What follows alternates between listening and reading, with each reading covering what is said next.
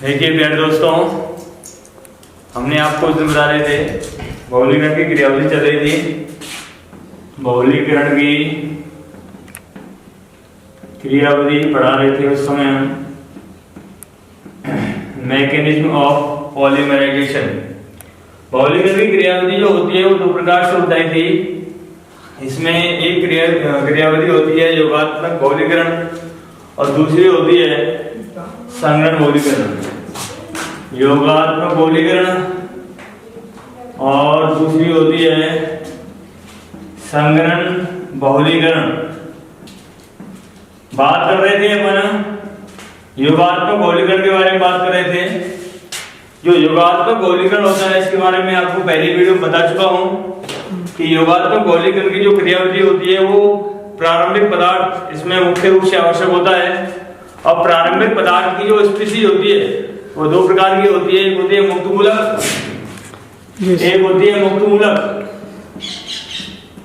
और दूसरी होती है आयनिक क्रियाविधि। अब देखिए योगात्मक बहुलीकरण की जो क्रियाविधि होती है वह दो प्रकार से होती है। एक होती है मुक्तमूलक योगात्मक बहुलीकरण और दूसरा होता है आयनिक योगात्मक बहुलीकरण। पहले टाइप के बारे में आपको बता दिया है कि मुक्तमूलक योगात्मक बहुलीकरण जो होता है वह किस प्रकार संपन्न होता है।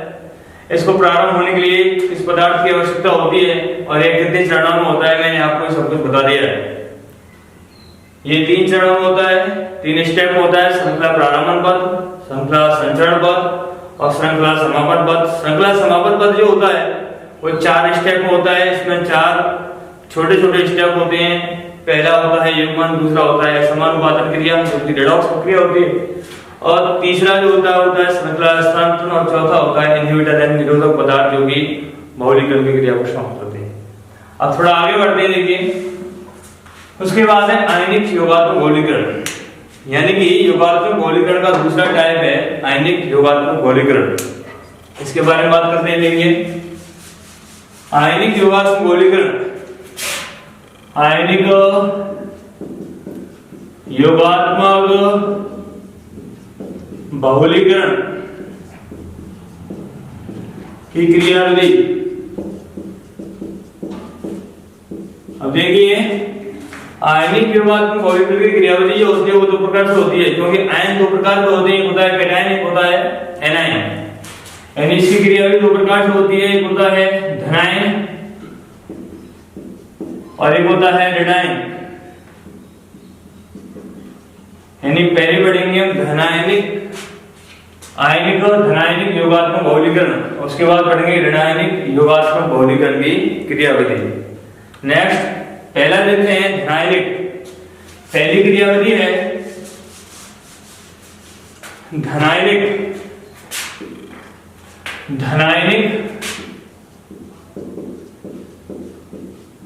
योगात्मक बहुलीकरण, जिसे कहते हैं कैटायनिक एडिशन पॉलीमराइजेशन। इससे पहले एक बात बता दूं मैं आपको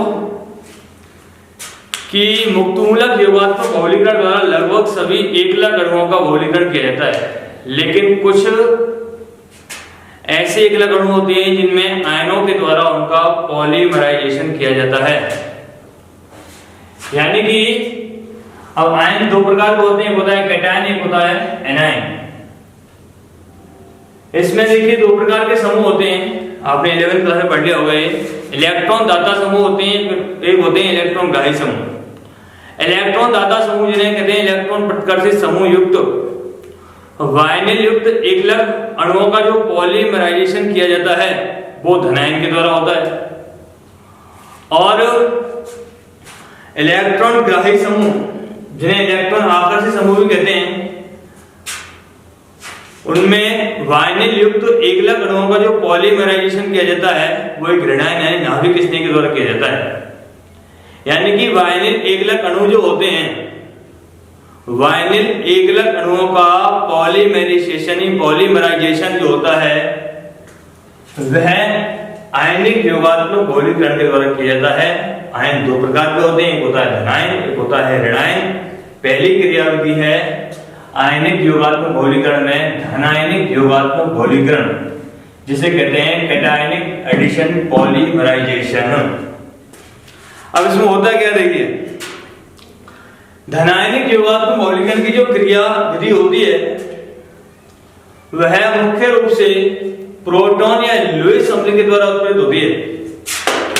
यह क्रियाविधि जो होती है प्रोटॉन या लुईस अम्ल के द्वारा उत्प्रेरित होती है, इसलिए इस बहुलीकरण को अम्ल उत्प्रेरित बहुलीकरण भी कहा जाता है। इसलिए इस बहुलीकरण को अम्ल उत्प्रेरित बहुलीकरण भी कहा जाता है, क्योंकि यह प्रोटॉन तथा लुईस अम्ल के द्वारा उत्प्रेरित होती है, जिसे कहते हैं अम्ल उत्प्रेरित बहुलीकरण। यह भी तीन पदों में होती है। पहला पद जो होता है श्रृंखला प्रारंभन पद, जिसे कहते हैं चेन इनिशिएटिंग स्टेप। पहला जो पद होता है यह तीन पदों में होती है। पहला जो पद है इसका वह है श्रृंखला प्रारंभन पद, जिसे कहते हैं चेन इनिशिएटिंग स्टेप। श्रृंखला प्रारंभन पद में क्या होता है, इस पद में लुईस अम्ल जो होते हैं, जैसे AlCl3 है, BF3 है, H2SO4 है, HF है। लुईस अम्ल जिसे हम उत्प्रेरक भी कह सकते हैं, किसी सह उत्प्रेरक जैसे जल आदि के साथ मिलकर एक इलेक्ट्रॉन स्नेही यानी धनायन का निर्माण करता है, एक प्रोटॉन का निर्माण करता है, एक H+ आयन बनाता है, जिसे हम इलेक्ट्रॉन स्नेही धनायन कहते हैं।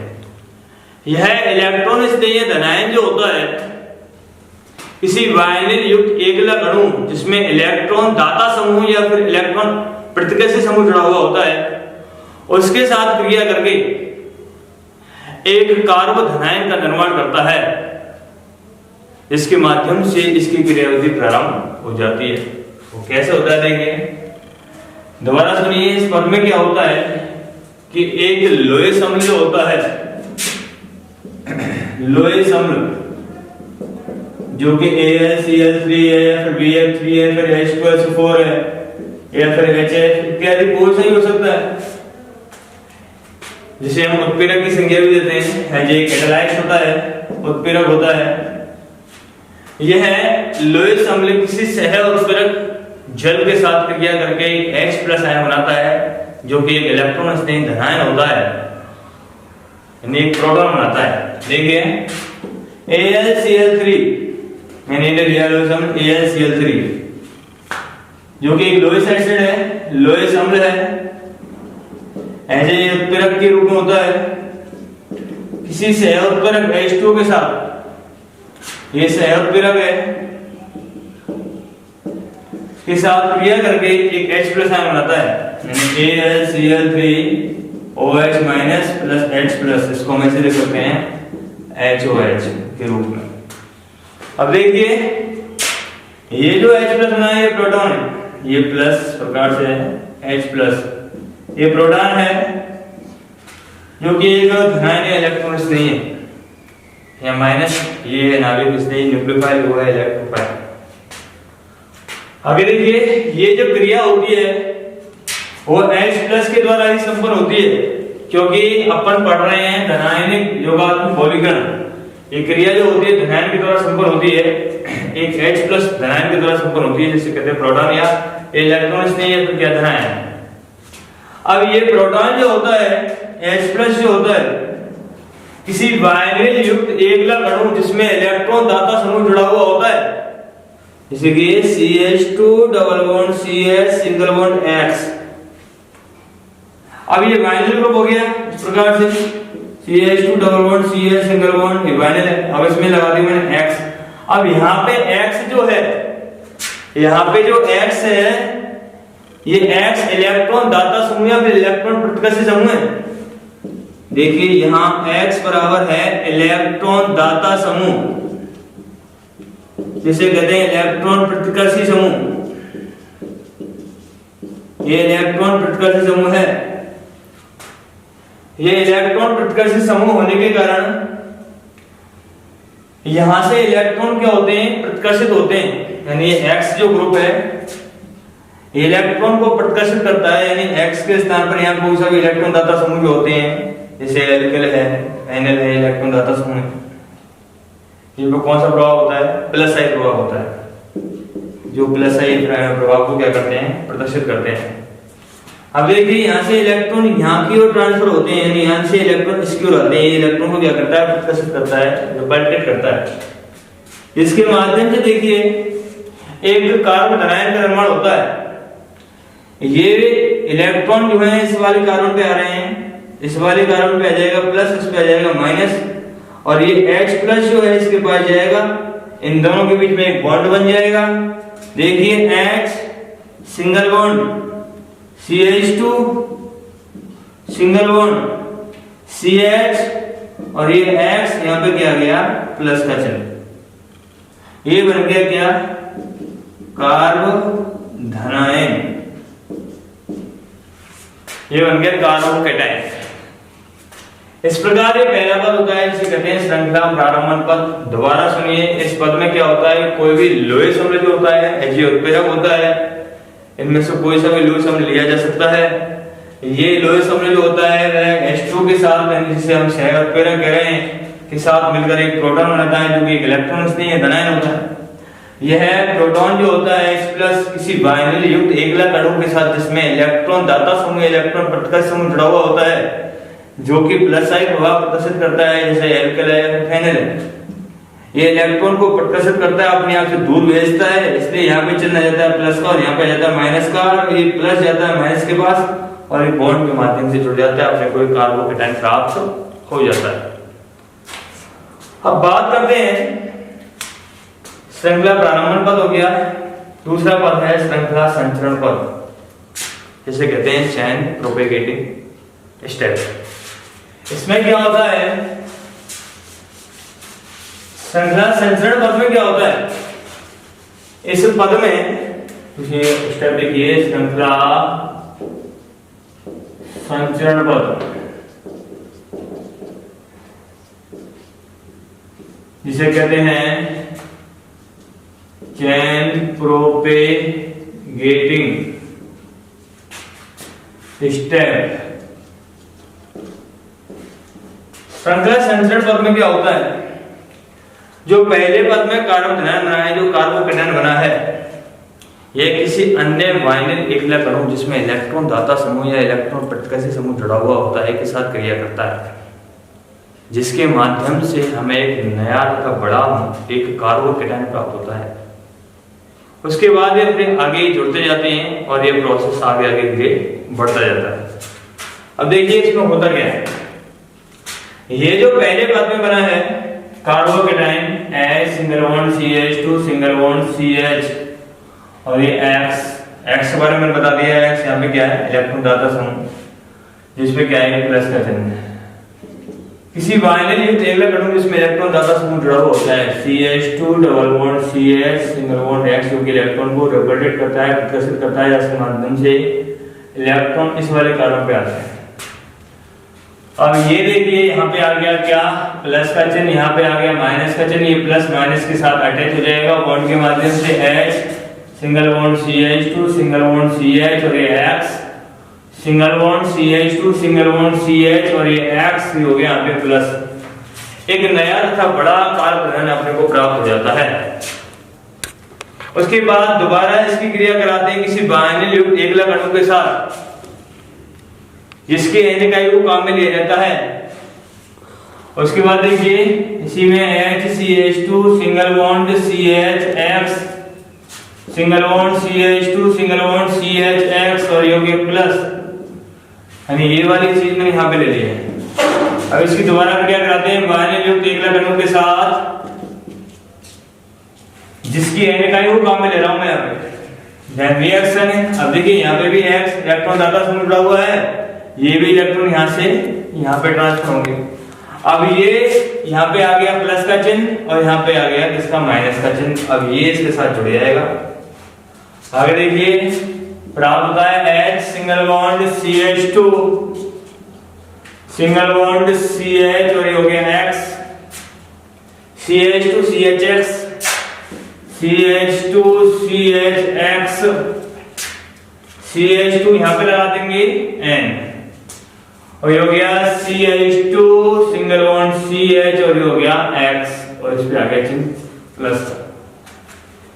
यानी कि इसकी क्रिया ऐसे करा रहे हैं वायन देखना कर रहा हूं जिसमें इलेक्ट्रॉन दाता समूह इलेक्ट्रॉन का समूह जुड़ा हुआ है, इसके n को काम n की वैल्यू काम में ले रहे हैं। ये इलेक्ट्रॉन यहां से यहां पे आ रहे हैं, यहां प्लस का चिन्ह आ गया माइनस का आ गया, प्लस माइनस के साथ जुड़ जाता है, इसका होल n हो जाता है।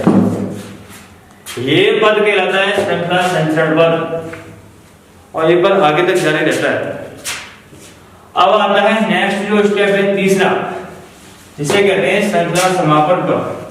लास्ट है इसमें क्या होता है श्रृंखला समापन पद में क्या होता है श्रृंखला समापन पद मार्क का चिन्ह गलत। श्रृंखला समापन पद जिसे कहते हैं चेन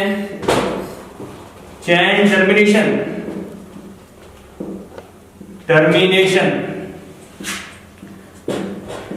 स्टेप या चेन टर्मिनेटिंग स्टेप। इस पद में क्या होता है यह पद पूर्ण होता है नाभिक स्नेह के द्वारा, जो पहले पद बना था इसके द्वारा पूर्ण होता है। यानी AlCl3OH माइनस के द्वारा यह स्टेप कंप्लीट होता है, जो कि पहले पद में नाभिक स्नेह न्यूक्लियोफाइल बनता है, जिसके माध्यम से इस पद में अपने को उत्प्रेरक और सहउत्प्रेरक दोबारा प्राप्त हो जाती है और क्रिया क्या कहते हैं कंप्लीट हो जाती है। होता है कैसे देखिए, ये जो अपन के पास बना है दूसरे पद में श्रृंखला संचरण पद में, इसको अपन लेते हैं H single bond CH2 single bond CHX single bond CH2 single bond CHX का होल n CH2 CHX और यहाँ पे आ गया प्लस। इसकी क्रिया कराते हैं पहले पद में जो बना है nucleophile AlCl3OH minus then reaction. अब इसमें होता क्या है CH2 में इस H को मैं ऐसे लिख रहा हूं। अब देखिए C कार्बन परमाणु ये H हाइड्रोजन परमाणु, इस बॉन्ड के इलेक्ट्रॉन्स की ओर आकर्षित हो जाते हैं कार्बन की ओर, क्योंकि कार्बन की जो इलेक्ट्रॉन नेगेटिविटी होती है बजाय हाइड्रोजन से कैसी होती है अधिक होती है, इसलिए C और H के बॉन्ड के इलेक्ट्रॉन कार्बन पे ट्रांसफर हो जाते हैं, जिसके माध्यम से इस पे जाता है H प्लस, इस पे जाता है माइनस। अब ये H प्लस यहां से उठ के इसके पास जाता है OH माइनस के साथ क्या बना लिया H2, यहां बन जाता है H2O प्लस ये H गया इसके पास उठ के क्या बन गया H2, बचा क्या AlCl3 AlCl3। अब देखिए ये बॉन्ड के इलेक्ट्रॉन यहां पे आ रहे हैं तो यहाँ पे क्या हो जाएगा डबल बॉन्ड हो जाएगा, कार्बन की वैलेंसी पूरी हो जाएगी। प्राप्त हुआ HCH2 सिंगल बॉन्ड CHX और ये हो गया CH2 CHX का होल n, यहां तक आ गए अपन CH डबल बॉन्ड हो गया यहाँ पे और ये हो गया CH और ये हो गया X। इस प्रकार देखिए यहाँ पे ये अपने को एक उत्प्रेरक भी प्राप्त हो गया और क्या प्राप्त हो गया सहउत्प्रेरक भी प्राप्त हो गया। इस प्रकार तीसरा पद भी यहाँ पे समाप्त होता है, जिसे कहते हैं श्रृंखला समापन पद। यानी कि धनायनिक योगात्मक बहुलीकरण जो होता है वो पूर्ण रूप से यहाँ कंप्लीट होता है। इसके जो एग्जाम्पल बनते हैं वो इस प्रकार से बनते हैं, यानी कि इलेक्ट्रॉन दाता समूह कौन कौन से होते हैं, एक एल्केन समूह होता है, एक होता है हैलाइड समूह। इसका जो पहला एग्जाम्पल है आइसोब्यूटिलीन है,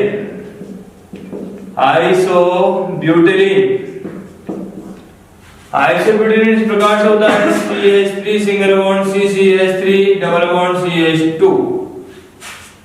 अब देखिए बाइनरी में बताया था, बाइनरी टेबल करूं जिसमें इलेक्ट्रॉन दाता समूह जुड़ा हुआ होता है या इलेक्ट्रॉन प्रतिकर्षी समूह जुड़ा हुआ होता है। ये वाला भी बताया था मैंने CH2 डबल बॉन्ड CH और ये हो गया X, ये बताया था, यहाँ पे लिखा हुआ है देखो। इलेक्ट्रॉन दाता समूह है जो कि इलेक्ट्रॉन प्रतिकर्षी समूह जिसका प्लस आई प्रभाव होता है जो कि इलेक्ट्रॉन को प्रतिकर्षित करता है। अब यहाँ पे देखिए X का मतलब है यहाँ पे CH3 हो गया, CH3 हो गया, क्योंकि कौन सा ग्रुप है, एक एल्किल ग्रुप है। तो इसका पहला एग्जांपल हो गया आइसोब्यूटाइल। दूसरा एग्जांपल होता है स्टायरीन। स्टायरीन में क्या होता है कि बेंजीन मिला होता है, इसके ऊपर एक वायलेंस समूह जुड़ा होता है इस प्रकार से। तो ये जो ग्रुप है ये वाला, ये भी कैसा इलेक्ट्रॉन दाता समूह, और ये यहाँ पे ये भी कैसा है इलेक्ट्रॉन दाता समूह, इलेक्ट्रॉन प्रतिकार समूह। ये बात हो गई आपकी धनायनिक योगात्मक गौलीकरण की। अब बात करते हैं ऋणायनिक योगात्मक गौलीकरण के बारे में। अब देखिए धनायनिक योगात्मक गौलीकरण के बाद आता है ऋणायनिक योगात्मक गौलीकरण। ऋणायनिक योगात्मक गौलीकरण जो होता है वह मुख्य रूप से प्रबल क्षार के द्वारा होता है, यानी कि इसकी दूसरी आयनिक योगात्मक गौलीकरण में दूसरा पार्ट है ऋणायनिक योगात्मक गौलीकरण। ऋणायनिक मार्कर बदल ले गुरु जी। योगात्मक ऋणायनिक योगात्मक गौलीकरण, ऋणायनिक योगात्मक बहुलीकरण। ऋणायन का मतलब क्या हो गया, एनायन से हो गया, तो कहते हैं anionic addition polymerisation. Anionic addition polymerisation में क्या होता है, ये जो क्रियाविधि होती है, ये जो गौलीकरण की क्रियाविधि जो होती है एक प्रबल क्षार के द्वारा संपन्न होती है, यानी कि प्रबल क्षार यानी कि या तो एल्विल सोडियम के द्वारा हो सकती है, एल्विल सोडियम के द्वारा हो सकती है आरएनए, या फिर सोडामाइड के द्वारा हो सकती है, सोडामाइड NaNH2, ये प्लस ये माइनस, ये प्लस ये माइनस, या फिर ये गर्नियर अपक्रमक। गर्नियर अपक्रमक आप सूत्र जानते होंगे, इसका क्या होता है RMGX, विक्टर गर्नियर ने इसकी खोज की थी। RMGX ये प्लस और ये माइनस, इनके द्वारा ये क्रियाविधि क्या होती है, संपन्न होती है, या फिर इनकी उपस्थिति में क्या होती है, संपन्न होती है। अब बात करते हैं कि ये जो क्रियाविधि होती है कितने पदों में संपन्न होती है, ये भी 3 स्टेप में क्या होती है, संपन्न होती है। 3 पदों में होती है, 3 पदों में होती है। इसका पहला पद वही होता है श्रृंखला प्रारंभन पद है, श्रृंखला प्रारंभन पद, इसे कहते हैं श्रृंखला इनिशिएटिव स्टेप। अब देखिए पहले पद में क्या होता है, यह जो क्रियाविधि होती है श्रृंखला प्रारंभन पद में ये प्रबल क्षार के द्वारा होती है, यानी प्रबल क्षार जो होता है यहाँ पे B माइनस को माना जाता है, B का मतलब बेस हो गया, और इसमें वायनिलयुक्त यानी प्रबल क्षार जो होता है किसी वायनिलयुक्त एकलक अणु के साथ क्रिया करता है जिसमें इलेक्ट्रॉन ग्राही समूह या फिर जिसे कहते हैं इलेक्ट्रॉन आकर्षी समूह जुड़ा हुआ होता है, और इसमें अपन को पहले ही पद में कार्बन ऋणायन की प्राप्ति होती है। यानी देखिए B माइनस क्योंकि प्रबल क्षार है, इसकी क्रिया करते हैं वायनिलयुक्त एकलक अणु जिसमें अब कौन सा ग्रुप जुड़ा हुआ है, Y, पहले जुड़ा था X। Y का मतलब यहाँ पे यहाँ Y बराबर होता है इलेक्ट्रॉन ग्राही समूह, जिसे कहते हैं इलेक्ट्रॉन आकर्षी समूह, आकर्षी समूह। अब इसमें क्या होता है, इलेक्ट्रॉन ग्राही समूह, इलेक्ट्रॉन आकर्षी समूह, ये इलेक्ट्रॉन को अपनी तरफ क्या करता है, आकर्षित करता है। अब देखिए ये पाई1 के इलेक्ट्रॉन जो होते हैं Y की ओर क्या होते हैं, अट्रैक्ट होते हैं, जिसके माध्यम से अपने को एक कार्बन आयन प्राप्त होता है। यानी कि यहाँ पे आ गया प्लस, यहाँ पे आ गया माइनस, ये माइनस जाएगा प्लस के पास, तो B single bond CH2 single bond CH और ये बाई, और यहाँ पे आ गया माइनस, ये है कार्बन आयन, यानी कार्बन एनायन कहते हैं इसको। तो कार्बन आयन भी क्या होगा, इसमें प्राप्त होगी। दूसरा पद होता है इसमें श्रृंखला संचरण पद। इस पद में क्या होता है कि पहले पद में जो बना है कार्बन आयन, इसकी किसी दूसरे वायनिलयुक्त एकलक अणु के साथ क्रिया कराते हैं जिसमें इलेक्ट्रॉन ग्राही समूह या फिर इलेक्ट्रॉन आकर्षी समूह जुड़ा हुआ होता है, और एक बड़ा कार्बन आयन प्राप्त होता है। इस प्रकार से B single bond CH2 single bond CH by plus इसकी क्रिया कराते हैं CH2 डबल बॉन्ड CH और यहाँ पे बाई, ये इलेक्ट्रॉन को अपनी तरफ आकर्षित करता है, यहाँ पे प्लस और यहाँ पे minus, then reaction BCH2 single bond CH बाई, ये हो गया CH2 जुड़ गया इससे सिंगल बॉन्ड CH और एक बाई और यहाँ पे माइनस, एक नया तथा एक बड़ा कार्बन आयन प्राप्त हो गया। अब इसकी क्रिया दोबारा कराते हैं। वायन जब टेगलर अणु जिसमें N इकाई होती है, जिसमें इलेक्ट्रॉन ग्राही समूह इलेक्ट्रॉन आकाश समूह जुड़ा हुआ होता है, BCH2 CH बाई CH2 CH बाई, इसकी क्रिया कराते हैं CH2 double bond CH by, इसकी N इकाई काम में लेते हैं अपन, देन रिएक्शन प्राप्त होता है BCH2 सिंगल बॉन्ड CH बाई CH2 CH बाई का होल N और हो गया CH2 CH बाई हो गया माइनस यहाँ पे। तो इसकी N इकाई अपन ने काम में ली थी यहाँ, जो कि एक पॉलीमर्स के रूप में अपन को प्राप्त हो गई। ये कहलाता है आपका श्रृंखला संचरण पद। तीसरा स्टेप होता है इसमें श्रृंखला समापन पद का। श्रृंखला समापन पद जो होता है ये किसी H प्लस आयन के द्वारा कंप्लीट होता है, यानी कि तीसरा जो स्टेप है श्रृंखला समापन पद, श्रृंखला समापन पद जो होता है, श्रृंखला समापन पद जो होता है, श्रृंखला समापन पद जो होता है किसी H प्लस आयन के द्वारा कंप्लीट होता है, प्रोटॉन के द्वारा क्या होता है कंप्लीट। अपन को दूसरे पद में जो प्राप्त हुआ है उसको लेते हैं अपन BCH2 सिंगल बॉन्ड CH बाई CH2 सिंगल बॉन्ड CH बाई का whole N CH2 single bond CH बाई माइनस, इसकी क्रिया कराते हैं H प्लस आयन के साथ। अब ये प्लस और ये माइनस आपस में क्या हो जाते हैं, एक बॉन्ड के रूप में जुड़ जाते हैं। देखिए इन दोनों की जो बॉन्ड बन जाता है, ये CH के पास H आ जाता है, CH2 हो जाएगा। अब होता है BCH2 single bond CH by single bond CH2 CH बाई का होल N और ये हो गया CH2 CH2 और ये हो गया बाई। इस प्रकार की क्रिया जो होती है समाप्त हो जाती है।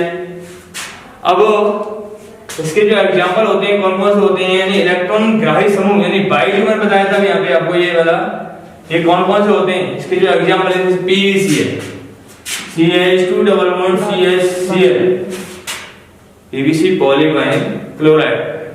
दूसरा एग्जांपल है इसका जिसे कहते हैं PAN पॉलीएक्रिलोनाइट्राइल।